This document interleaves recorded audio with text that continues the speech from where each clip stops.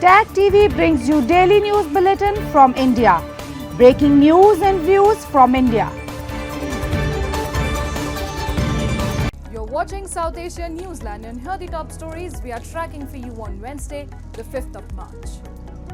Every country wants to strengthen economic ties with India, says PM Modi. Suicide bombing at Pakistan military site kills at least 12.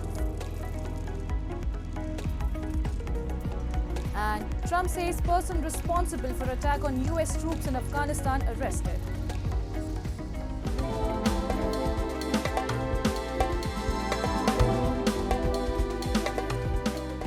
And now for all the details. India's Prime Minister Narendra Modi said on Tuesday that every country in the world wants to strengthen its economic partnership with India and thus the manufacturing sector should take full advantage of this partnership. Addressing the post-budget webinars, PM Modi called India a growth engine for the global economy that has proven its resilience in challenging situations. The world needs reliable partners that produce high-quality products and ensure reliable supply. India was capable of fulfilling this need, he said. PM Modi pointed out that it's easier to start a business today compared to the past as the country has friendly policies. Regarding the production-linked incentive scheme, he highlighted that 14 sectors are currently benefiting from it. He said this has resulted in an investment of over 1.5 lakh crore, production worth over 13 lakh crore and exports exceeding 5 lakh crore.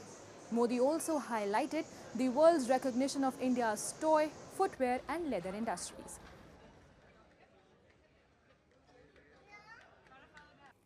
India secured a spot in the Champions Trophy final with a tense 4-wicket victory over Australia in the first semi-final on Tuesday, led by Virat Kohli's crucial knock. Australia's captain Steve Smith chose to bat first with half-centuries from him and Alex Carey helping them post 264 all-out at a traditionally low-scoring venue. India began their chase cautiously. Shubman Gill struggled early while captain Rohit Sharma attacked from the start. After the openers fell, Kohli and Shreyas Iyer steadied the innings. Kohli anchored the chase but fell short of finishing it, while KL Rahul's unbeaten 42 guided India home with 11 balls to spare. Fans erupted in celebrations after India's win. Rohit Sharma set a historic milestone as the first captain to reach the final of all ICC tournaments. India also became the first team to reach 5 Champions Trophy finals, surpassing all others. Across India, celebrations erupted with fans taking to streets, bursting firecrackers and chanting slogans like Bharat Mata Ki Jai and Vande Mataram. The outcome means Dubai will host Sunday's final in which India will meet the winner of the other semi-final between South Africa and New Zealand in Lahore on Wednesday. उठाने की है क्योंकि ये आज मैं समझ रहा था फाइनल हुआ है बहुत क्योंकि ऑस्ट्रेलिया का घमंड तोड़ना 2023 का वर्ल्ड कप 19 तारीख भूला नहीं था मैंने सुबह बोला था कि भाई इसका बदला लिया जाएगा और किंग कोहली चलेंगे और बस शतक से बेशक चूक गए लेकिन शतक के पारी से कम नहीं थी You used a very good word that we played flawlessly. I think yes we did, but we still have one more game to go. We know that we're a good one-day side, and the most important thing is the way we've actually played throughout this competition. The hunger, the commitment, and the eagerness to try and do something special for the country is always there in that dressing room. A pair of suicide bombers drove 2 vehicles filled with explosive into a security installation in northwestern Pakistan on Tuesday, killing at least 12 civilians, among them 6 children, police and rescue services said. The blast brought down the roof of a nearby mosque soon after residents had broken their fast during Ramadan. Security forces foiled the militants' bid to enter the military facility after the blast, the officials said, adding that 6 of them were killed in an exchange of fire. There was, however, no immediate claim of responsibility. But recent years have seen growing attacks by Tehreek-e-Taliban Pakistan on police and military in areas near the Afghan border. The evil ambition of the enemies of Pakistan will never be allowed to succeed, Prime Minister Shehbaz Sharif said in a statement condemning the attack. Moving on. Tensions have escalated in Sindh as the Jai Sindh Freedom Movement has condemned a violent state crackdown on university students who were protesting the forced constructions of the canals on the Indus River. A report. The Jai Sindh Freedom Movement has strongly condemned the violent state crackdown on students of Sindh University protesting against the forced construction of canals on the Indus River. The protest was met with excessive force, including shelling, baton charges, and open firing by state authorities. In a joint statement, Sohail Abro, the chairman of JSFM, and other senior leaders decried the repression as a gross violation of human rights. They asserted, "The Indus River is the lifeline of Sindh, and every Sindhi has a duty to protect it."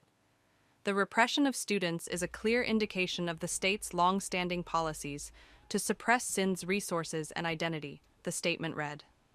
The JSFM has appealed to the UN and human rights bodies to take immediate notice of what they described as Pakistan's ongoing oppression of Sindh's people. Sindhi nationalist parties have long accused Pakistan uses enforced disappearances, extrajudicial killings, and political repression as tools to silence voices of Sindhis. President Donald Trump announced on Tuesday that the individual responsible for the deadly 2021 Kabul airport bombing, which killed 13 U.S. service members, has been arrested with Pakistan's assistance and is being extradited to the United States to face justice.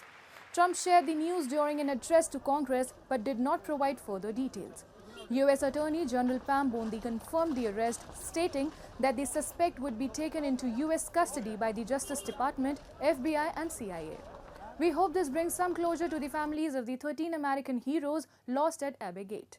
We will continue to bring those who harm Americans to swift and decisive justice, Bondi wrote on X. According to CNN, which cited a White House official, the suspect has been identified as Muhammad Sharifullah, who was allegedly involved in planning the bombing. The report confirmed that he is currently being extradited to the United States. The attack at Abbey Gate in Kabul on August 26, 2021 occurred during the chaotic U.S. withdrawal from Afghanistan. Claimed by ISIS-K, the suicide bombing killed 13 U.S. troops and over 170 Afghan civilians, making it one of the deadliest incidents during the evacuation.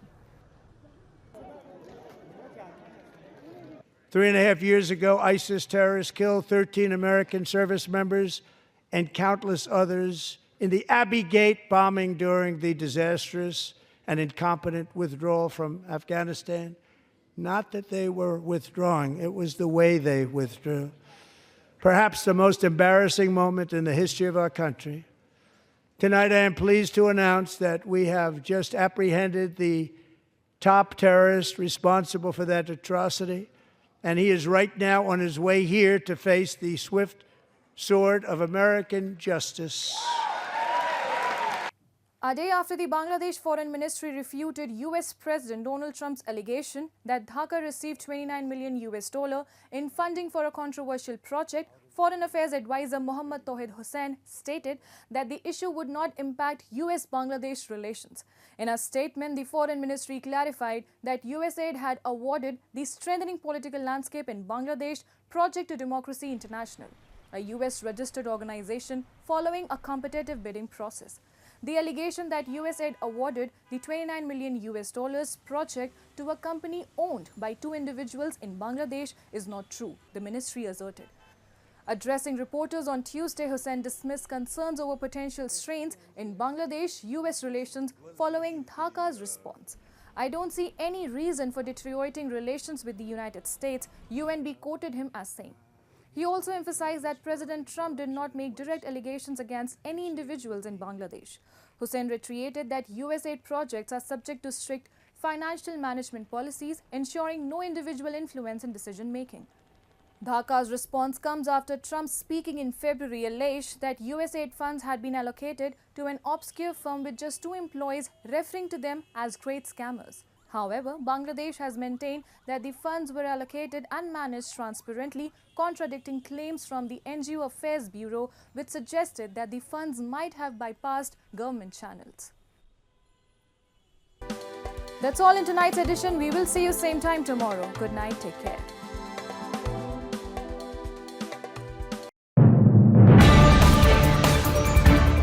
Tag TV brings you daily news bulletin from India.